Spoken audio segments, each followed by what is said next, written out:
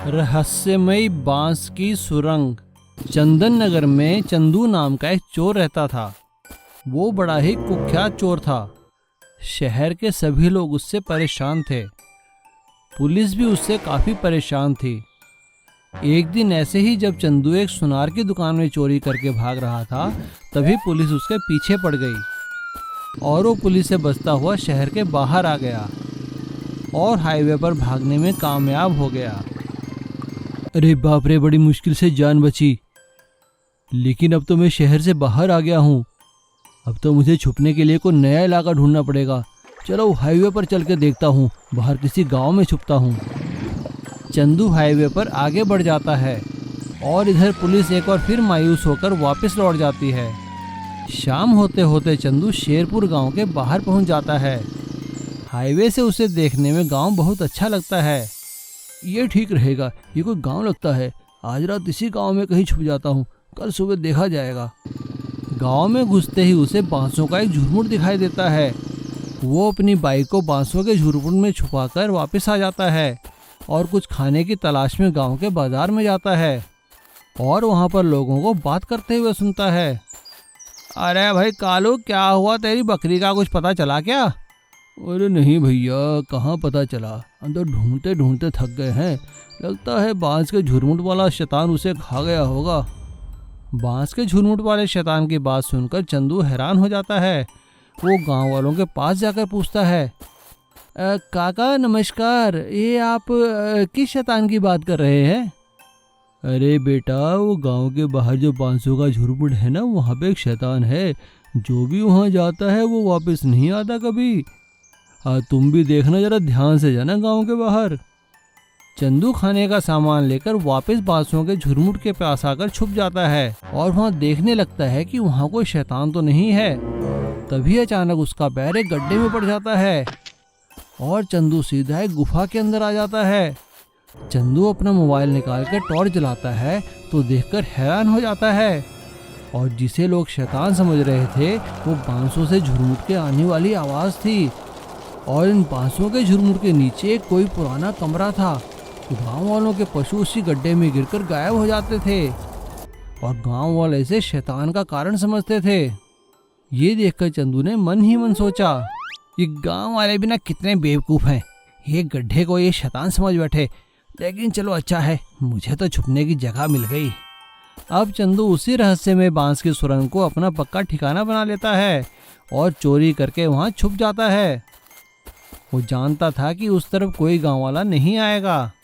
ऐसे ही काफ़ी दिन बीत जाते हैं।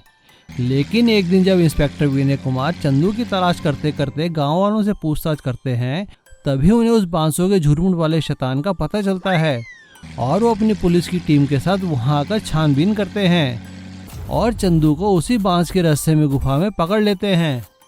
और इस तरह गांव वालों को भी रहस्यमय बांस की गुफा का राज पता चल जाता है और वो लोग अपनी बेवकूफ़ी पर बड़े शर्मिंदा होते हैं और पुलिस चंदू चोर को पकड़कर जेल में बंद कर देती है और चोरी का सारा सामान लोगों को वापस कर देती है। Auto restaurant. कादिर नगर में सलीम की बिरयानी की दुकान काफ़ी मशहूर थी। सलीम बहुत अच्छी बिरयानी बनाता था। उसकी दुकान से तरह तरह की बिरयानी की खुशबू आती थी। उसकी चिकन बिरयानी बहुत ही मशहूर थी। सलीम की चिकन बिरयानी खाने दूर दूर से लोग आया करते थे। अरे आइए भाई साहब, क्या पेश करूं? अब भाई सलीम, तुम तो अपनी वो मशहूर चिकन बिरयानी ही खिलाओ। हाँ लीजिए साहब, कितनी दे दूं? अब भाई 1 किलो खिला दो और 2 किलो पैक कर देना। जी साहब। इस तरह सलीम का काम काफ़ी अच्छा चल रहा था। सलीम के पास एक ऑटो भी था जिसमें वो घर से सारा सामान दुकान तक लाया ले जाया करता था। सब कुछ सही चल रहा था। लेकिन अचानक एक दिन उसके पास एक नोटिस आता है जिसमें लिखा था कि मेट्रो लाइन निकलने के कारण वहाँ की दुकानें तोड़ी जा रही हैं और उन्हें सही मुआवजा भी दिया जाएगा। ये सुनकर सलीम परेशान हो गया। उसे परेशान देखकर उसकी बीवी ने उससे पूछा, अजी क्या हुआ? इतने परेशान क्यों हो? अरे क्या बताऊं सलमा, बस अब कुछ ही दिनों की बात है। हमारी दुकानें टूटने ही वाली है। कहते हैं वहाँ से मेट्रो लाइन निकलेगी। आप इतने परेशान क्यों होते हो? हमारे पास ऑटो है ना। दुकानें टूट भी गईं तो क्या हुआ? आप इस ऑटो को ही अपनी दुकान समझिए और इसमें बिरयानी ले जाकर बेचिए। अरे वाह सलमा, तुमने तो बहुत अच्छा आइडिया दिया है। मैं दुकानें टूटने का इंतज़ार क्यों करूं? कल से ही अपने ऑटो को अपनी दुकान बना लूँगा। और सलीम ने वैसा ही किया। अगले ही दिन से उसने ऑटो को एक दुकान में तब्दील कर दिया और उसी ऑटो को अपनी दुकान के आगे खड़ा कर कर बिरयानी बेचने लगा। लोगों को उसका आइडिया बहुत अच्छा लगा। कुछ ही दिनों में मेट्रो का काम शुरू होने पर उनकी दुकानें तोड़ दी गई। लेकिन सलीम की दुकान कोई बंद नहीं कर सका, क्योंकि सलीम के पास तो चलता फिरता ऑटो रेस्टोरेंट था। वो अपने ऑटो रेस्टोरेंट को एक कोने में खड़ा होकर बिरयानी बेचता रहा। क्योंकि सलीम बहुत स्वादिष्ट बिरयानी बनाता था, इसीलिए लोग बिरयानी खाने उसके ऑटो रेस्टोरेंट में भी आते रहे और उसका काम और भी बढ़ गया था। क्योंकि अब मेट्रो का काम शुरू होने के कारण मेट्रो में काम करने वाले लोग भी उसके ग्राहकों में जुड़ गए थे और अब सलीम ऑटो रेस्टोरेंट वाले बिरयानी वाले के नाम से फेमस हो गया था। देखा, मैं ना कहती थी ऑटो रेस्टोरेंट खूब चलेगा। गरीब का जादुई कुल्हड़। चंदू एक कुम्हार था। वो मिट्टी के बहुत ही खूबसूरत बर्तन बनाया करता था। खासकर उसके हाथ के बने कुल्हड़ बहुत ही अच्छे हुआ करते थे। उनमें पानी पीकर बहुत ही शीतलता मिलती थी और उनमें रखी चाय और दूध भी बहुत स्वादिष्ट लगता था। चंदू का काम सही चल रहा था। उसके कुल्हड़ों की बहुत बिक्री हुआ करती थी। लेकिन समय के साथ साथ सब बदल गया। अब लगभग सभी दुकानदार कागज और प्लास्टिक के डिस्पोजेबल कप का इस्तेमाल करने लगे, जो कि कुल्हड़ों के मुकाबले में काफ़ी सस्ते हुआ करते थे। इस तरह चंदू के काम पर बहुत असर पड़ा। अब वो अपना गुजारा बहुत मुश्किल से कर पाता था। वो रोज़ सुबह अपने रिक्शा में कुल्हड़ लेकर निकल जाता और गली गली हर दुकान पर जाकर कुल्हड़ बेचने की कोशिश किया करता था। अरे सेठ जी, आप कुछ तो कुल्हड़ ले लीजिए। अरे भाया, समय बदल गया है। अब लोग कुल्हड़ में चाय कोई ना पीते, अब तो लोगों को डिस्पोजेबल कप चाहिए। लेकिन सेठ जी, कुल्हड़ में बनाई चीज़ का तो स्वाद ही कुछ अलग है। अरे अच्छा ठीक है भाया, दे दे 10-20 कुल्हड़। इस तरह वो बड़ी मुश्किल से दिन के बहुत कम कुल्हड़ बेच पाया करता था। एक दिन वो दुखी होकर थका हारा एक पेड़ के नीचे आराम करने लगा। तभी वहाँ पर एक बुढ़िया आई और उसने उससे कहा, अरे बेटा, बहुत प्यास लगी है, थोड़ा पानी पिला दो। हाँ अम्मा, ये लो पानी पी लो। और चंदू ने कुल्हड़ में पानी भरकर उस बुढ़िया को पीने को दे दिया। पानी पीने के बाद उस बुढ़िया ने कहा, अरे वाह बेटा, शुक्रिया।